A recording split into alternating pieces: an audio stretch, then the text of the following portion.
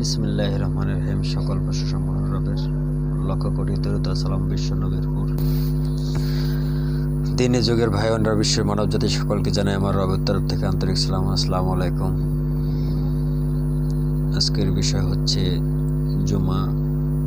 জুমা বিষয়ে আমি কিছু আলোচনা করব। অর্থাৎ জুমা শব্দের অর্থ জমা একটু বদ্ধ করা, অর্থাৎ একখানে সবাইকে ডাকা, একসাথে যোগ লাগা। তাহলে আমরা কিসের সঙ্গে কার যোগ লাগাবো? যদি এই পৃথিবীতে আমরা দেখি, জুমা অর্থাৎ শুক্রবারের দিন সবাই আমরা কাতারবদ্ধ করে নামাজ আদায় করি এবং কি জামাতের সঙ্গে সালাত আদায় করি। আমরা এই সালাতকেই জুমা বলে থাকি। আসলে কি এটাই জুমা নাকি আরো জুমা আছে?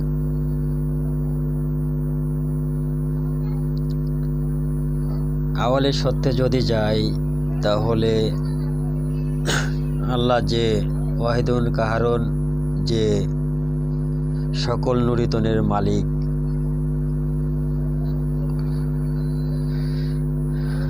যে এলা সকল নুরিতনের মালিক, সেই নুরিতন নিজের নুরিতন থেকে সকল সৃষ্টিকুলকে সাজায়, বিচ্ছিন্ন করে দেয়, আলাদা আলাদা আকার চরণ দেয়, দিয়ে আলাদা আলাদা জাতি তৈরি করে।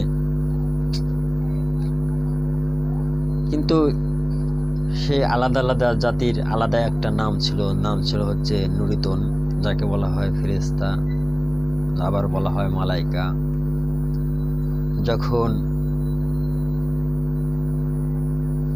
আদমকে সিজদা করার কথা বলা হয়েছিল, সেদিন সিজদা করলেও মন থেকে কেউ মেনে নিছিল না, তাই সবাই বিচ্ছিন্ন। অর্থাৎ এই মানব দেহ থাকলেও আদমের সঙ্গে কারো যুক্ত নেই, সব আলাদা আলাদা অস্তিত্ব রয়ে গেছে সবার। তাই মূল হিসাব হচ্ছে সেই আদম সত্যের সঙ্গে সকল নুরিতনকে যোগ লাগানো, যাতে সকল সত্য আদম নূরের সঙ্গে যোগ লেগে এই অস্তিত্বটা, মানব যে দেহটা, এই মানব দেহটা যেন আদমের হয়, অর্থাৎ আদম চরিত্রের হয়। মূলত জমাট করার কথা বলেছে, জামাত করা হতে এই যে নুরিতন আছে, সেই নুরিতনগুলার কথাই বলা হয়েছে যে জুমা। অর্থাৎ জুমাতে জামাত করা, অর্থাৎ যে একত্রিত করা, যে একসঙ্গে মিলিত হওয়া, যে আদমের রঙে রঙান্বিত হওয়া, নাম বলা হয় জুমাত। আরো আর একটা দিক আছে, সেদিকটাও হলো বলতে হয়, আমরা এই পৃথিবীতে দেখি 7টা দিন, যেমন শুক্র, শনি, রবি, সোম, মঙ্গল, বৃহস্পতি, শুক্র। এই যে 7টা দিন, এই যে 7টা দিনের ভিতরে আমরা শুক্রবারকে বলি জুমাবার। আর সপ্তাহের আরো 6 দিন আছে, আমরা এক একটা নাম দেওয়া আছে। অর্থাৎ এই দিনগুলা কি? আসলে এই দিনগুলা হচ্ছে আপনার, যদি আমরা এই পৃথিবীতে ভালো করে চেয়ে দেখি, তাহলেই বুঝতে পারি। কারণ কোরআনে স্পষ্টভাবে বলা হয়েছে, আমি পুরুষের যে নফস থেকে, অর্থাৎ পুরুষের যে আত্মনফস থেকে আমি নারীকে সৃজন করেছি। অর্থাৎ যদি আমরা বুঝতে যাই, তাহলে সূর্য থেকে চন্দ্রকে সৃজন করা হয়েছে। তাই এই চন্দ্র যে আছে, এই চন্দ্র রাতের চন্দ্র নয়, এই চন্দ্র হচ্ছে দিনের চন্দ্র। আমি যে রাতকে দেখি সেই রাতটা হচ্ছে দিনের চন্দ্র, অর্থাৎ আমরা দেখলে পারো যে রাত্রি, আসলে এটা রাত্রি নয়, এটা হচ্ছে দিন। দিনের চন্দ্র যেহেতু এটা দিন, দিনেও দিন রাতেও দিন, অর্থাৎ জন্ম হইতে মৃত্যু পর্যন্ত একটা দিন বলা হয়, আর মৃত্যুকে বলা হয় রাত্রি অর্থাৎ আধার। ওই আধারেরও আর একটা সত্য রয়ে গেছে, ওই আধারেরও আলাদা একটা সত্য রয়ে গেছে। ওদিকে না যাই, যেহেতু আজকে জুমাতের কথা বলা হচ্ছে, এদিকেই আসি। অর্থাৎ এই যে 6টা দিন, এই 6টা দিন কি, আর শুক্রবারে কি? এই যে 6টা দিন, এই 6টা দিন বলা হয় যে আধারের দিন, আর শুক্রবারকে বলা হয় যে আলোর দিন, অর্থাৎ ওই দিনটা বলা হয় যে বীজ আসে পৃথিবীতে, সেই বীজ আসার দিন, অর্থাৎ যাকে বলা হয় জুমআবার। অর্থাৎ এই যে শুক্রবারকে বলা হচ্ছে, অর্থাৎ জুমাবার বলা হচ্ছে, জুমা অর্থ কি আর শুক্র অর্থ কি? শুক্র অর্থ বোঝা যায় যে স্পষ্ট শুক্রকীট, এই শুক্রকীটের মাধ্যমে এই পৃথিবীতে সূর্যের উদয় হয়। তাই এই শুক্রবারের অনেক গুরুত্ব। আর যে বাকি 6টা দিন আছে, এই 6টা দিন হচ্ছে আধারের দিন, কারণ এই 6টা দিন কখনো এই সূর্যের বাইরে নয়, এই সূর্যের ভিতরেই থাকে। তাই সূর্য যখন ভিতরে থাকে, পুরা দিনটাই দিনময় হয়, কারণ এই আধারকে জীবন দেওয়া হওয়ার কারণে যে 6টা দিন আমরা চোখে দেখি, এই 6টা দিনও দিনের সঙ্গে সংযুক্ত হয়। মূলত দিন কিন্তু একটাই। 6টা দিন আমরা যতই বলি, আমাদের কোরআনে যেমন উল্লেখিত আছে, আসলে 6টা দিন অস্তিত্বেও রয়ে গেছে, অস্তিত্ব রয়ে গেলেও দিন একটা। কিভাবে একটা দেখেন, আমার মানব দেহটা দেখেন, এই মানব দেহতে পঞ্চসত্তা বাস করে। এই পঞ্চসত্তার পর আর একটা সত্তা বাস করে, সেটা হচ্ছে যাকে বলা হয় যে আমি আল্লাহ মানব অস্তিত্বে অন্তরস্থলে থাকি, অর্থাৎ আদমের যে সত্য, আদমের সত্য থাকে, সেই 6টা সত্য ভিতরে থাকে। আর একটা সত্য থাকে, সেটা হচ্ছে এলা।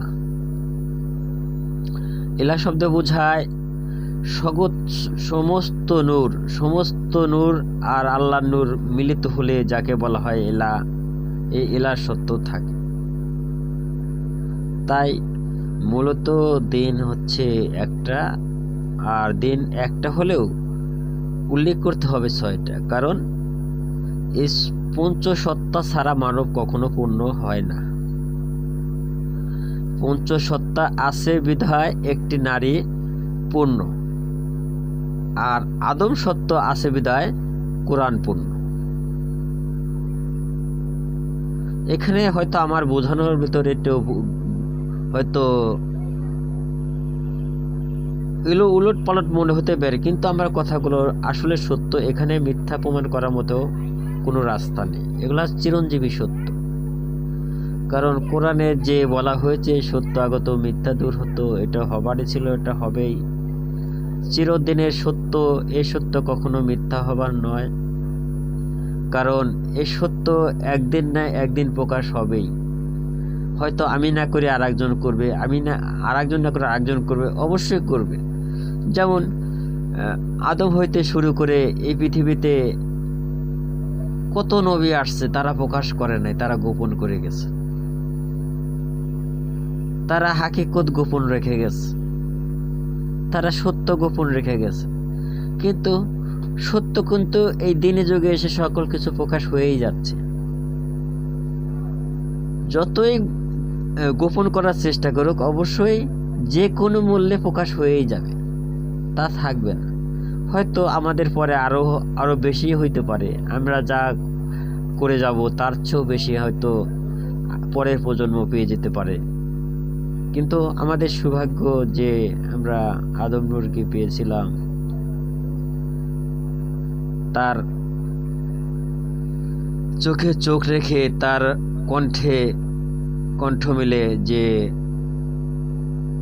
হেদায়েত গ্রহণ করেছি, সেই হেদায়েতের স্বীকৃতি দিয়ে হেদায়েত নিয়েছি। আমরা যেন সকলকে একটি কথাই বলবো, আমরা যেন হেদায়েতের সময় যে ওয়াদাবদ্ধ করেছিলাম সেই ওয়াদা যেন বিচ্ছিন্ন না করি।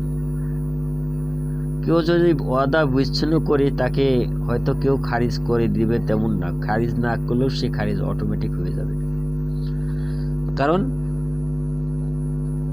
মুর্শিদের আইন অথবা এলার আইন এতই কঠোর যে কাউকে সে চিনে না। সেদিন তার ঔরসগত সন্তানকে চিনবে না, তার